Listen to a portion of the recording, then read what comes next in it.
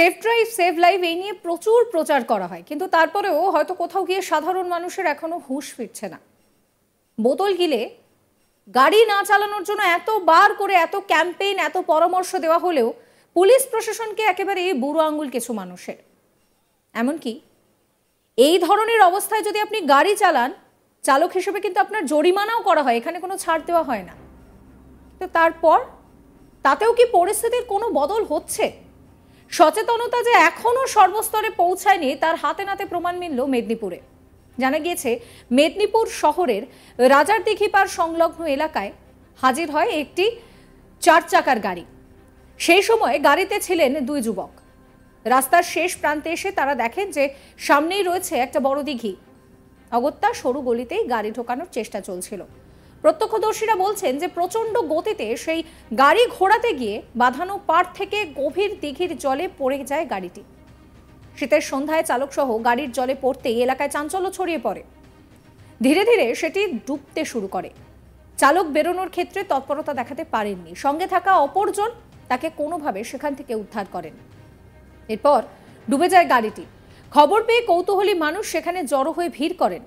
অনেক রাত পর্যন্ত চেষ্টা করেও জলে ডুবে থাকা গাড়ির কোনো সন্ধান পাওয়া যায়নি। পরে উদ্ধার করা হয় সেই গাড়ি। স্থানীয়দের দাবি প্রচন্ড মদ্যপ অবস্থায় ছিলেন চালক। এই প্রসঙ্গে মেদিনীপুর শহরের রাজারদিঘির পাড় সংলগ্ন এলাকার বাসিন্দা ইতি ঘোষ বলছেন যে আমি ইভিনিং ওয়াকে বেরিয়েছিলাম। হঠাৎ দেখলাম একটি মারুতি ভ্যান প্রচন্ড জোরে এলো। গাড়িতে 2 জন ছিলেন। একজন নেমে অপরজনকে গাড়ি ঘোরানোর ক্ষেত্রে সহযোগিতাও করছিলেন। প্রচন্ড জোরে সেই গাড়ি ঘোরাতে গিয়ে দিঘির ধাপের ওপর দিয়ে গাড়িটি সোজা পুকুরে নামিয়ে দেন।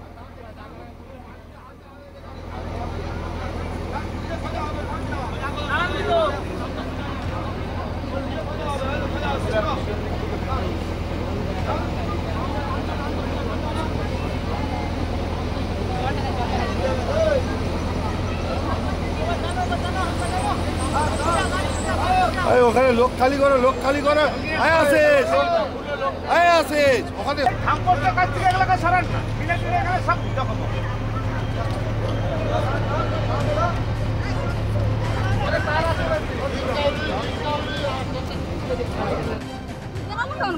ট্রেনের দরজা খুলে ট্রেনে বার খুলিয়েছে।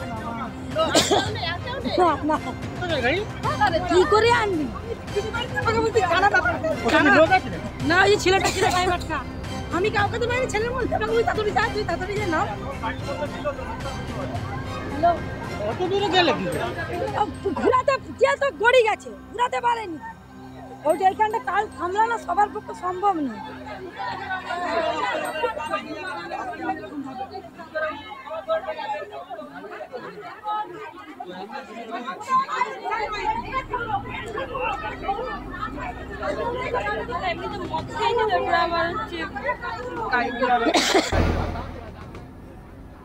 গাড়িটা ধীরে ধীরে জলে ডুবতে শুরু করে।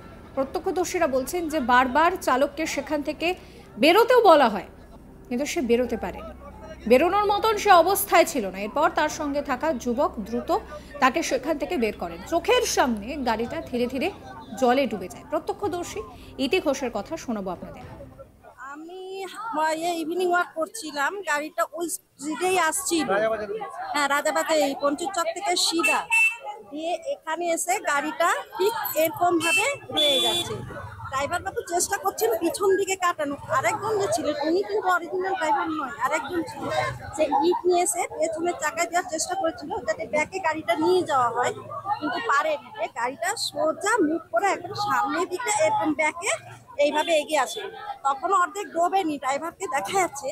বলছি দা ভাই তুমি গাড়ির গেটটা খুলে বেরিয়ে আসো, তুমি গাড়ির গেটটা খুলে বেরিয়ে আসো। সে কিন্তু আমার কথা শুনতে হয়তো নার্ভাস হয়ে যেতে পারে, জলে পড়েছে তো। দিয়ে সোজা গাড়ির মুখটা এরকম করে ডুবে যায়। গাড়ি তো এখানটা হ্যাঁ এরকম গড়িয়ে গেছে, স্পিড ছিল ওখান থেকে যখন আসে। আমি একা হাঁটছিলাম, ভাবছিলাম আমার উপর দিয়েই না চলে যায়।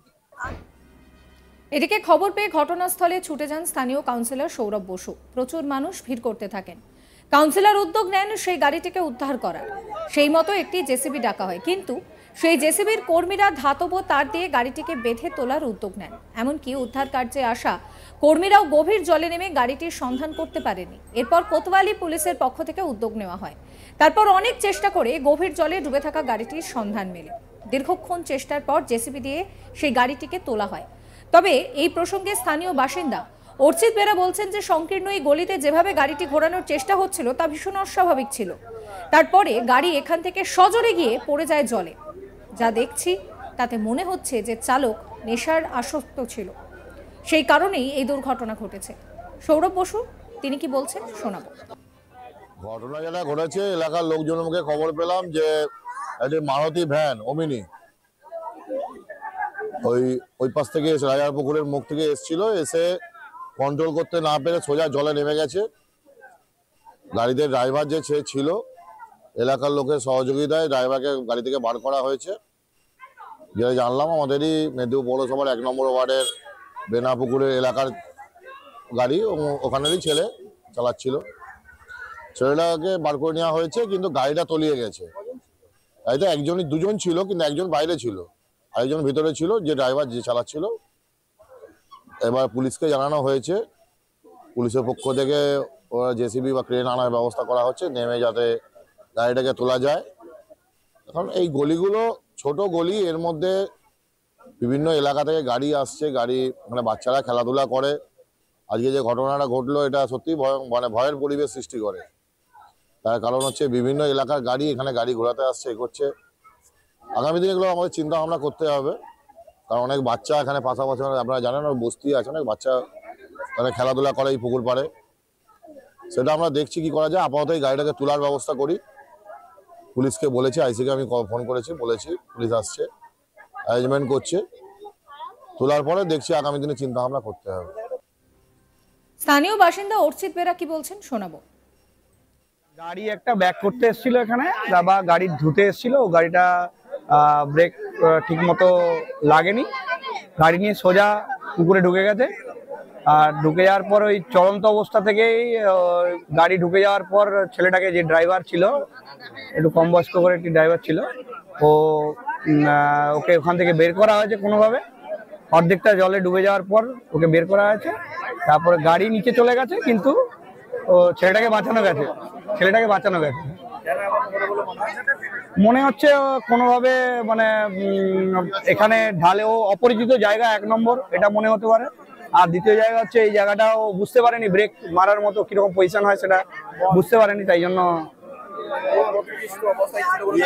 হ্যাঁ, আমরা যতদূর দেখতে পেয়েছি ও একটু নেশাগ্রস্ত ছিল, একটু ড্রিঙ্ক করেছিল, তো যার জন্য মনে হচ্ছে যে ওটা ওর মেন কারণ হতে পারে।